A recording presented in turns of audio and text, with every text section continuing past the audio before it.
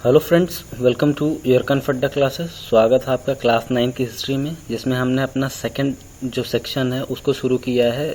और second section में जो है हमारा फोर्थ चैप्टर है। फोर्थ चैप्टर के अंदर भी पार्ट 1 हम लोग अब कवर करेंगे, जिसमें हम लोग पढ़ेंगे कि वाई डिफॉरेस्टेशंस। ठीक है, हम जो है जो सेकंड चैप्टर जो है इसमें हम इकॉनमी और सोशल लाइफ किस तरीके से इंटरेक्ट हो रही है, लोगों के जीवन किस तरीके से प्रभावित होता है, खास करके 19th सेंचुरी में। तो उसी के तहत जो है पार्ट 1 में अपना हम देखेंगे कि वाई डिफॉरेस्टेशन, यानी कि जो वनों का उन्मूलन किया जा रहा है उसके पीछे वजह क्या है, उन सारी चीज़ों को हम इसमें समझेंगे। तो चलिए आगे देखते हैं हम लोग।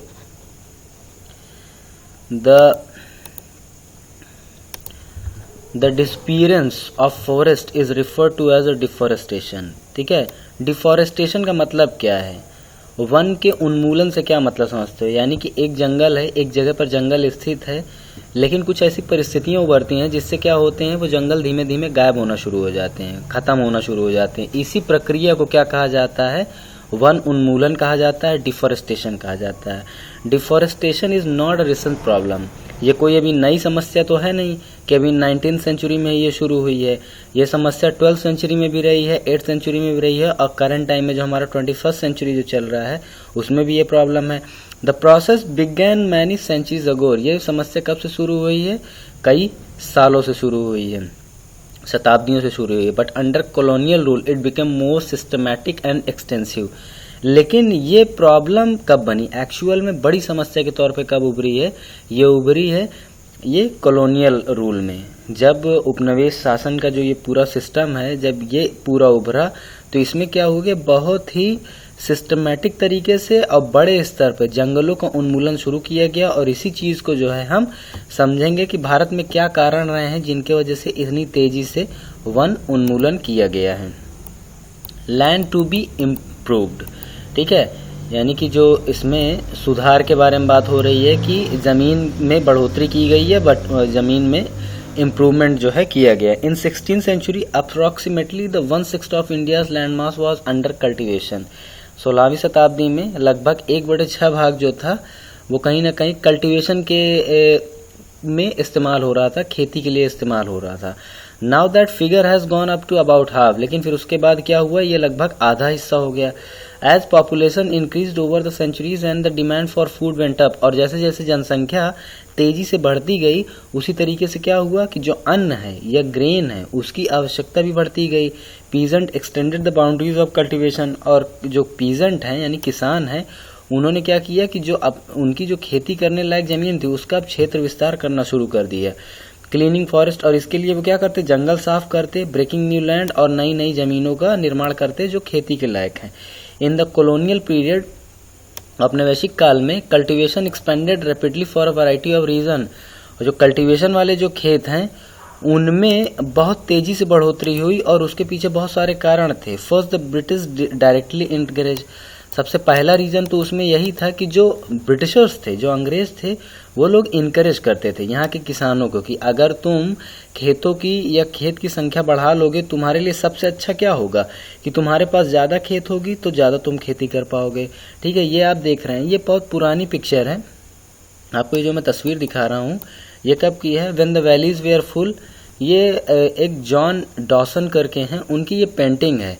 ये उस टाइम का जो है, उस टाइम के जंगल या लैंड या जो पशु रह रहे हैं जिस जगह पे, उस टाइम की परिस्थिति को दर्शा रहा है कि कितना भीड़ भड़क्का था जानवर का। लेकिन जब 19th सेंचुरी में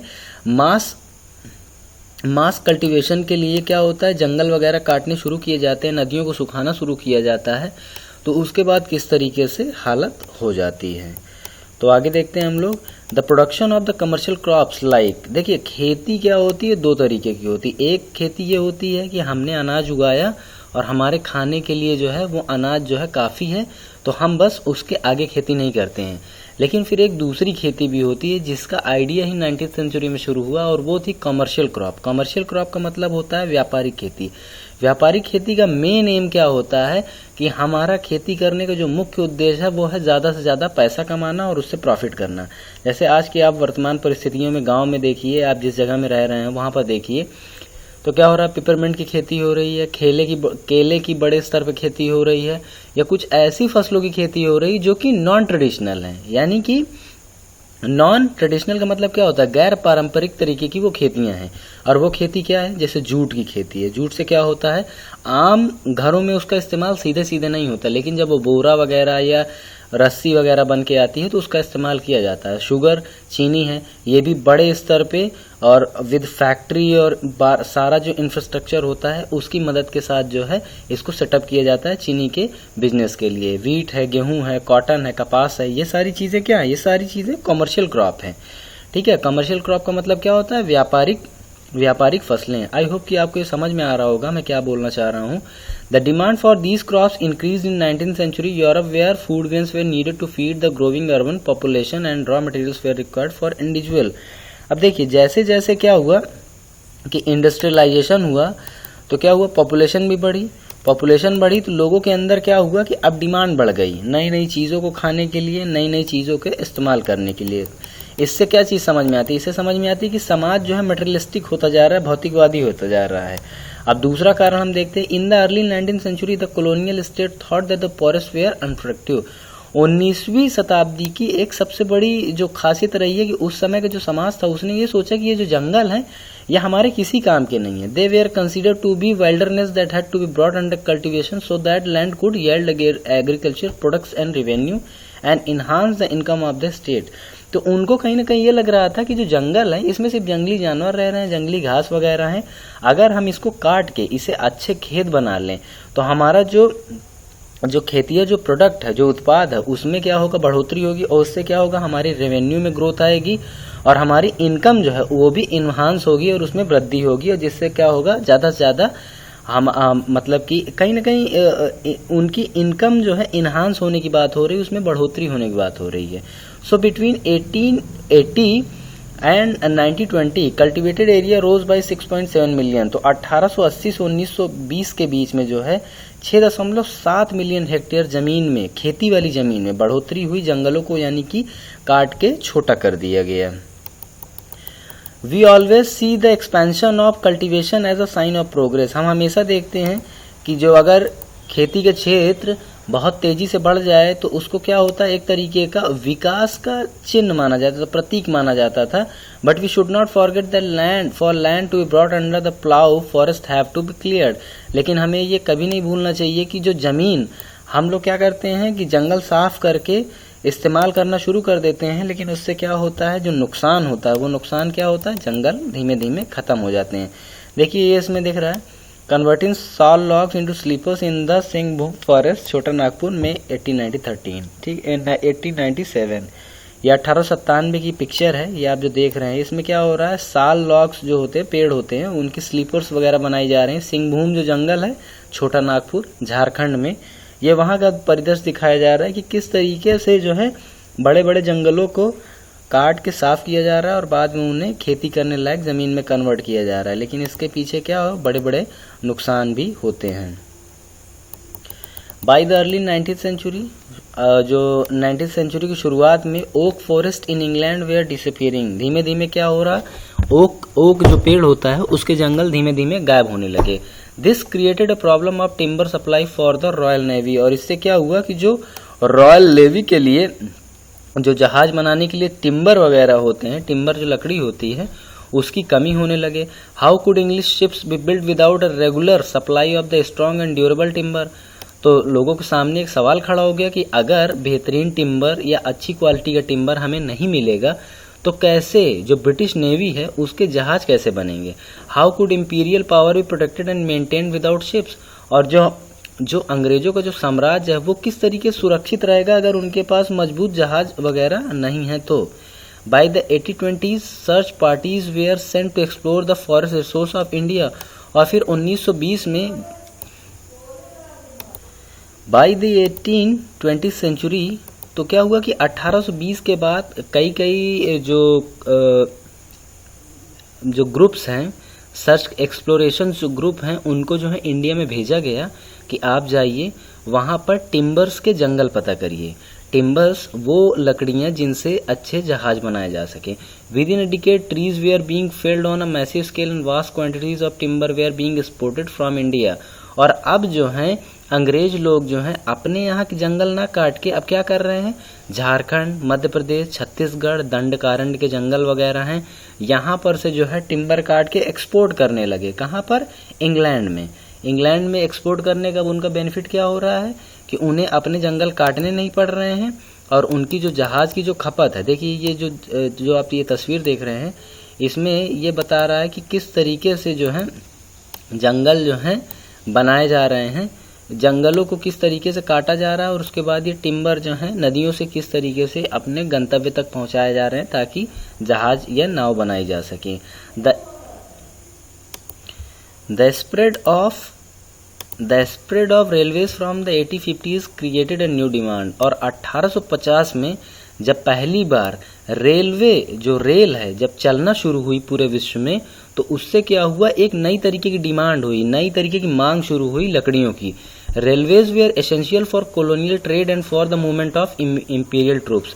देखिए क्या होता है कि अब जैसे इंडिया है, इंडिया के अंदर क्या है, ज़्यादातर जो इनलैंड वाटरवेज हैं उसमें जो है बड़ी बड़ी जहाज़ों को नहीं चलाया जा सकता, लेकिन अगर हमको जो मेन लैंड है उससे अगर हमें कच्चा माल है या जो सारी चीज़ें भी हमें अगर शिप तक या जहाज़ तक पहुंचाना है, जैसे कि गुजरात तक पहुंचाना है झारखंड से कोई सामान, तो सबसे इजी क्या होगा उनको पहचानने के लिए, तो वो सबसे आसान क्या होगा, रेलवे के माध्यम से उन्हें पहुंचाया जाए। To run locomotives wood was needed as fuel. और फिर क्या होता है, ट्रेन को चलाने के लिए सबसे ज़्यादा किस चीज़ की ज़रूरत होती है, ट्रेन को चलाने के लिए जो सबसे ज़्यादा ज़रूरत होती है वो लकड़ियों की, और लकड़ियों को ही फ्यूल की यानी कोयले के तौर पे इस्तेमाल किया जा रहा है। To lay railways line sleepers were essential to hold the tracks together.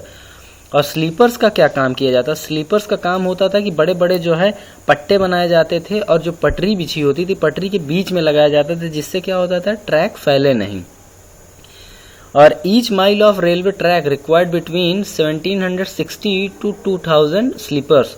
और जो एक माइल की जो रेलवे पटरी होती है यानी कि एक मील में जितनी रेलवे पटरी इस्तेमाल होती है तो उसमें क्या होता है, और देखते देखते 1860 तक लगभग पूरे भारत में 2550 किलोमीटर, लगभग 25,500 किलोमीटर की पटरी जो है बिछ चुकी थी। In 1946 the length of the track had increase to over 6,65,000 kilometre. और जो 1946 में जब देश आज़ाद होने वाला था उस समय जो है जो रेलवे की पटरियों का जो जाल था पूरे भारत में लगभग 7,65,000 किलोमीटर क्षेत्र में फैल चुका था। As the railway tracks spread through India a large and larger number of trees were felled. और जैसे जैसे रेलवे ट्रैक्स जो हैं फैलते जा रहे थे उससे क्या हुआ, बड़े बड़े जंगल जो हैं भारत के साफ होते जा रहे थे। As early as 1850s in the Madras presidency alone 35,000 trees were being cut annually for sleepers. और 1850 में जो है जो मद्रास प्रेसिडेंसी है खाली वहाँ पर जो है 35,000 पेड़ों को जो है एनुअली यानी प्रत्येक साल के हिसाब से जो है लगभग 35,000 पेड़ जो है काटे जा रहे थे। The government gave out contracts to individual to supply the required quantities. और इन्होंने जो है व्यक्तिगत तौर पे जो है कॉन्ट्रैक्ट दिए लोगों को कि आप जो है इतने पेड़ों की हमारी डिमांड है, वो स्लीपर्स बनाने हैं या ट्रैक्स बनाने हैं या जिन चीज़ों में भी इस्तेमाल हो रहे हैं आप उनको जो है उपलब्ध कराइए। Forest around the railway tracks fast started despairing. और धीमे धीमे क्या हुआ, जंगल गायब होते चले गए। ये देखिए किस तरीके से इस्तेमाल हो रहा है इंडिया में लकड़ियों को, जैसे है elephants piling squares of timber at a timber yard in Rangoon. Rangoon समझ रहे हैं, म्यांमार में जो जगह है, म्यांमार की जो पूर्व राजधानी है, वहाँ पर किस तरीके से हाथी जो है टिम्बर उठा के रखवा रहे हैं ये लोग उससे।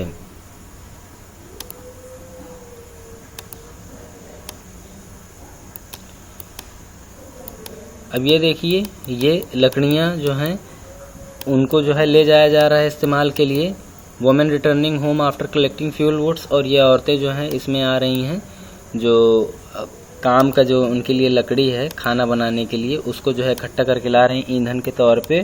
प्लांटेशन, अब प्लांटेशन के बारे में पढ़ लेते हैं। खाली जो है उन्होंने जो है सिर्फ जंगल को साफ नहीं किया, उन्होंने प्लांटेशन भी किया।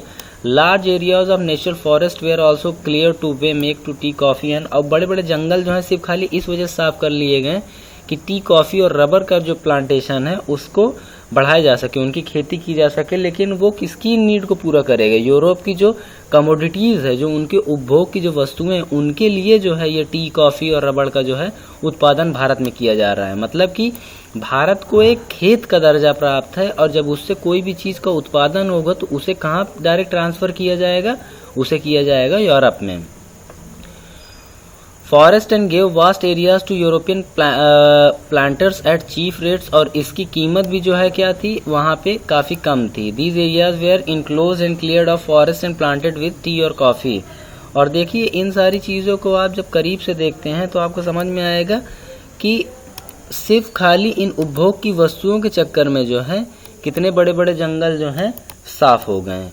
अब देखिए आप ये एक ब्रांड देखिए, अभी जैसे कि आप बिग बाज़ार वगैरह में जाएंगे तो आपको कोल्ड लिप्टन टी वगैरह मिलेगी। ये छोटा मोटा कोई ब्रांड नहीं है, ये बहुत पुराना ब्रांड है। तो ये उसी के टाइम का जो है एडवर्टाइजमेंट के बारे में। ये ग्लासगो जो है स्कॉटलैंड में जो जगह है, the London and Glasgow T important association है ये, और इनका जो है प्लेजर ब्रांड टी, यानी कि भारत में उगी चाय को उसको ले जाके वहाँ पे किस तरीके से उसका ब्रांड उसे बना दिया गया, और उसके बाद किस तरीके से उसकी मार्केटिंग की जा रही है, इस चीज़ को इसमें दिखाया जा रहा है।